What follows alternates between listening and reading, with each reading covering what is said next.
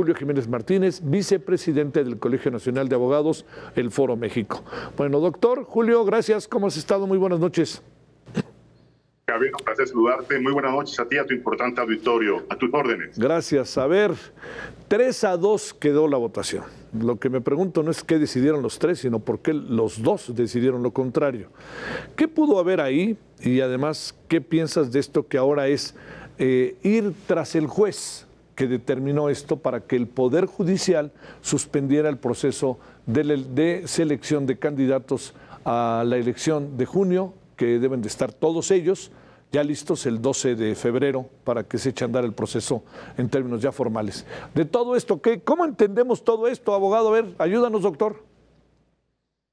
Javier, vale la pena hacer un poco de contexto para que tu importante auditorio nos acompañe en este análisis. A ver. Hay varios criterios, hay opiniones jurídicas que sostienen que hubo violaciones al proceso de selección de los aspirantes a integrar estas listas de candidatos a elección popular para ocupar diversos cargos del Poder Judicial de la Federación.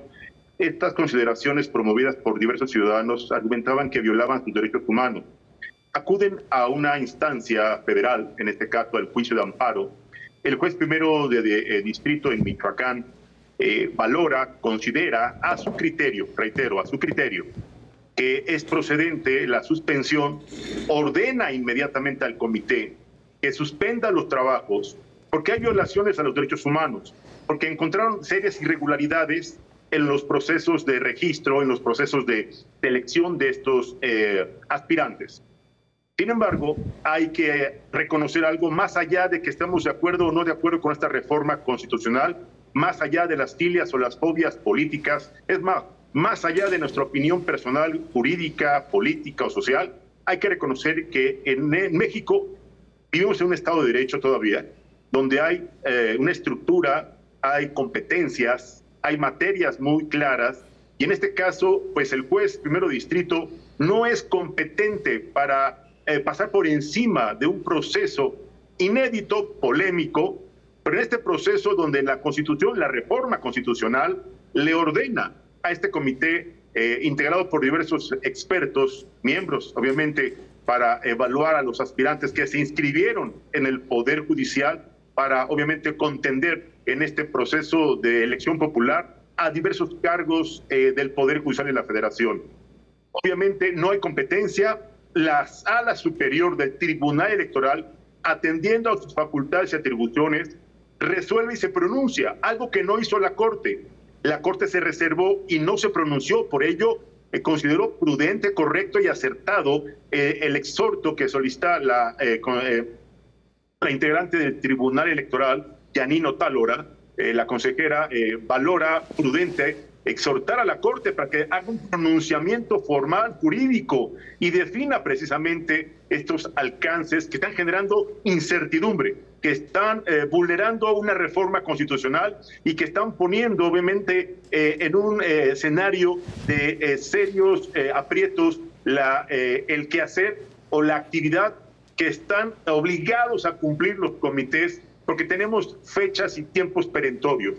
A más tardar, el 31 de enero tendrán obligatoriamente que presentar la lista con los mejores perfiles, con las personas que reúnan los mejores requisitos para, obviamente, contender en este histórico, polémico e inédito proceso democrático para elegir, reitero, diversos cargos como ministros de la Corte, obviamente magistraturas del nuevo Tribunal de Disciplina Judicial, magistraturas de tribunales colegiados, obviamente, tribunales de apelación, jueces de distrito, obviamente las magistraturas de las salas regionales del propio Tribunal Electoral, y obviamente esto ha generado debate, ha generado un encontronazo de criterios y opiniones. Debo decirte, Javier, amable auditorio, para los abogados, para el gremio de los abogados, esta reforma constitucional, para los mexicanos esta reforma constitucional ha generado incertidumbre, ha generado debate, ha generado polémica, pero en donde no podemos hacer polémica, donde no podemos ni debemos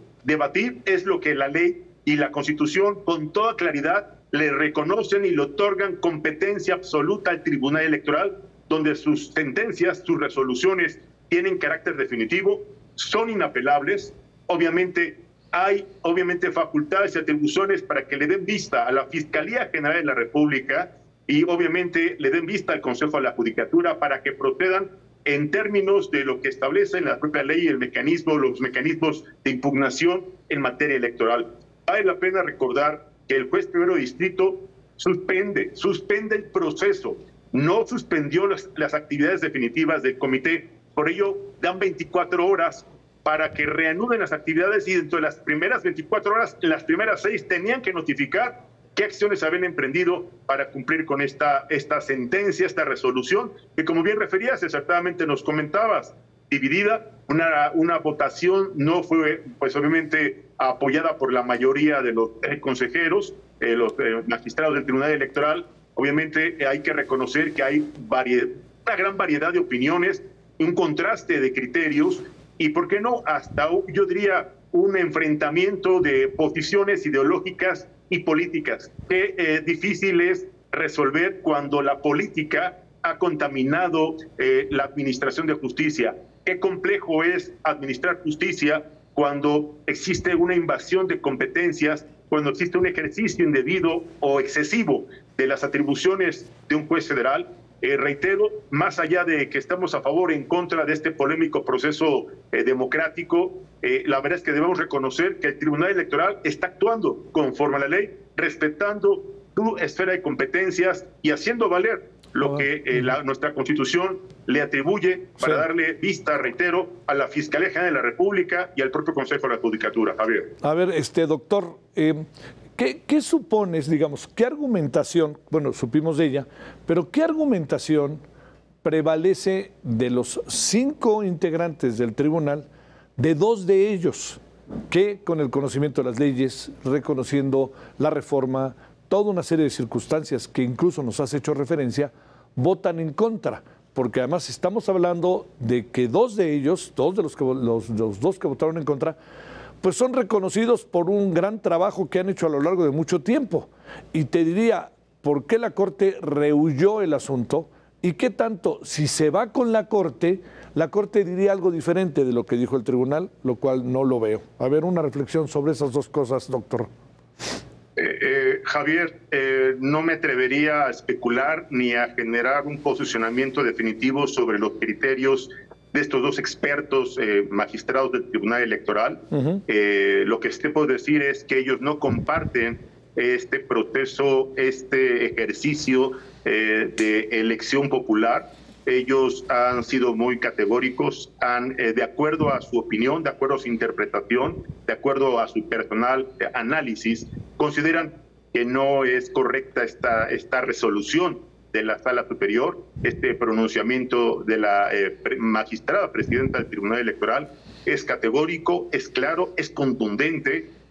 Yo me atrevería, reitero, más allá de mi posición personal, de mi opinión profesional, de mi posición como ciudadano, si estoy a favor o en contra, debo reconocer que está actuando el Tribunal Electoral de acuerdo a sus facultades y atribuciones. La Sala Superior está, reitero, acertadamente a través de este pronunciamiento que hace la magistrada Yanino Talora, exigirle a la Corte que la verdad por demás debilitada y por demás evasiva no se ha pronunciado. Esto genera incertidumbre, esto genera polémica, esto genera obviamente debate y obviamente el contraste de opiniones, el debate de criterios y la unificación de algunas posiciones políticas, pues están por encima a veces de las definiciones y los criterios jurídico-constitucionales. Entonces, ahí donde debemos ser cuidadosos cuando la política contamina la administración de justicia, cuando se politiza el quehacer jurisdiccional, empiezan a generarse este tipo de debates, encontronazos de criterios jurisdiccionales y evidentemente esto despierta o enciende los focos rojos de diversos sectores de la sociedad, de diversas, diría, fuerzas mediáticas profesionales que van a alzar la voz y que van a opinar obviamente sobre este posicionamiento y sobre las consecuencias que le generen a este juez primero distrito allá en Michoacán, porque evidentemente pues no tenía competencia, no podía detener este proceso y no podía ocasionar un daño a una reforma constitucional, no podía pasar por encima de la competencia, las facultades y atribuciones de la Sala Superior del Tribunal Electoral del Poder Judicial de la Federación. ¿Les fue conveniente a los integrantes del Poder Judicial que están en el proceso de la selección de candidatos, candidatas, asumir de la manera más pronta posible la determinación de aquel juez de Michoacán? Porque pareciera que en el fondo, para decirlo de manera muy doméstica, doctor, ni chistaron. Luego le dijeron, órale, nos hacemos un lado y adelante, porque digo, ya sabemos que el Poder Ejecutivo y el Poder Legislativo no lo harían, ¿no? Pero el judicial claro, estaba ahí. A ver, sobre eso para cerrar la conversación, doctor. Javier, los abogados, los analistas, los estudiosos de estas materias, pues debemos ser responsables, debemos ser, no sonar idealistas, debemos ser objetivos e imparciales. Quiero decir que hay intereses políticos, hay irregularidades, se han denunciado serias irregularidades en estos procesos de selección de aspirantes. Aparentemente, y reitero, no tengo en mis manos y no tengo las facultades para hacer un posicionamiento definitivo, pero presuntamente había violación a los derechos humanos de diversos promoventes del juicio de amparo. Aparentemente había irregularidades en este proceso de registro. No fue una casualidad que el Poder Judicial detectara un número muy importante de aspirantes, hiciera una limpieza de estos perfiles.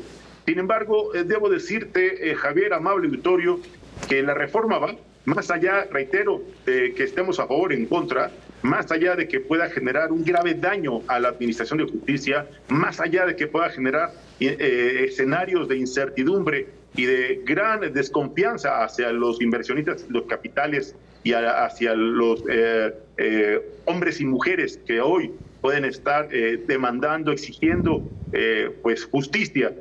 No quisiera ver que estos perfiles pudieran ser personas sin experiencia, sin conocimientos, sin autonomía, sin independencia de criterio, y que sean pagos de cuotas, sean favores personales o compromisos de grupos fácticos, y que esto pudiera generar, reitero, una violación terrible a la administración de justicia, una vulneración absoluta de la autonomía y la independencia del Poder Judicial. Reitero, no debemos hacer un pronunciamiento definitivo, pero desde mi personal opinión, creo que, reitero, esta reforma constitucional ha sido polémica, desde que nació se caracterizó por una serie de irregularidades, pero en este caso en particular debo reconocer y darle la razón a la Sala Superior del Tribunal Federal, al Tribunal Electoral del Poder Judicial de la Federación.